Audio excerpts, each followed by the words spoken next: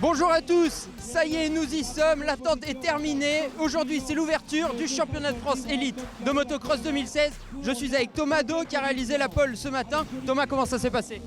C'est plutôt pas mal passé, c'est vrai que un peu surpris de mon résultat. On va essayer de faire des belles manches, puis bon, on fera le mieux qu'on puisse. Voilà, je sais que je suis capable, donc on va voir ce que ça donne. Allez, sans plus attendre, place aux courses. Les MX2 s'élancent donc en premier et Thomas Do réalise le hull shot. Les positions se fichent vite après que Dercourt ait pris le dessus sur la Honda numéro 773. En troisième position, on retrouve un revenant dans le championnat élite, Florent Richier. Deuxième, Thomas Do montre une très bonne pointe de vitesse. Enfin, Nicolas Dercourt s'impose quasiment sans conteste dans cette première course de la journée.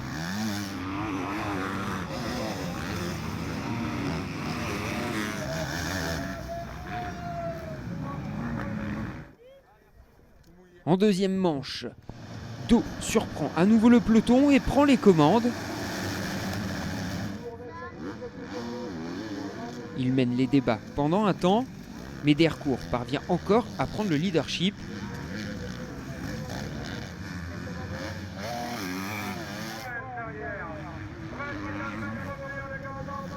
Dercourt, Do et derrière, on retrouve Anthony Bourdon, pour le moment troisième. Thomas Do ne lâche rien et derrière, Richier fait un gros effort pour recoller au duo de tête. Chose qu'il parvient à faire rapidement, il double même Do pour la deuxième place.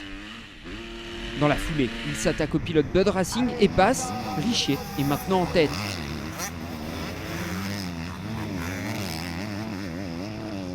Dans le dernier tour, Thomas Do, totalement en confiance, passe à l'intérieur de Nicolas Dercourt et file vers une autre deuxième place.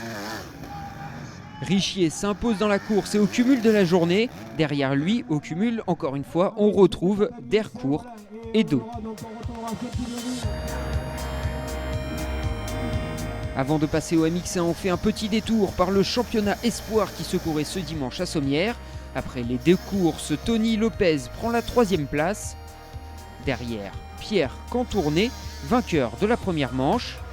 Et c'est Matteo Mio qui remporte le général avec une deuxième et une première place. Chez les MX1, on attendait Xavier Bogue pour jouer devant, mais l'Alsacien a chuté et endommagé sa moto, c'est l'abandon. Au terme des 30 minutes plus de tours, Steven Lenoir monte sur la troisième marche du podium, derrière Valentin Tellier qui aborde ce début de saison calmement mais sur un gros rythme. La victoire est enlevée par Grégory Aranda et sa Yamaha du team de B Moraco.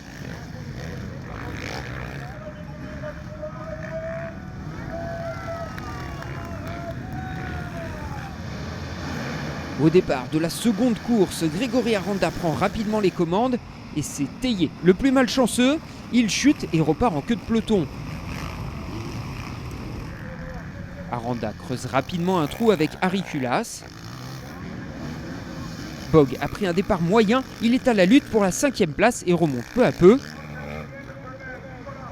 Sébastien Pourcel vient se mêler à la bataille et met la pression à l'Alsacien au point de le dépasser.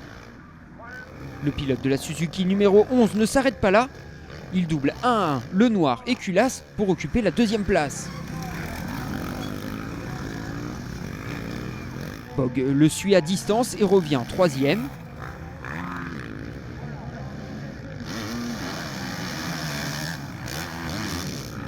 Auteur d'une manche au rythme très élevé, Valentin Tellier a de quoi nourrir quelques regrets. Il est remonté 5e derrière Steven Lenoir. Le vainqueur sans appel de cette deuxième manche n'est autre que l'enfant du pays, Grégory Aranda. Au cumul de la journée, le podium est le suivant, Lenoir, Pourcel, Aranda.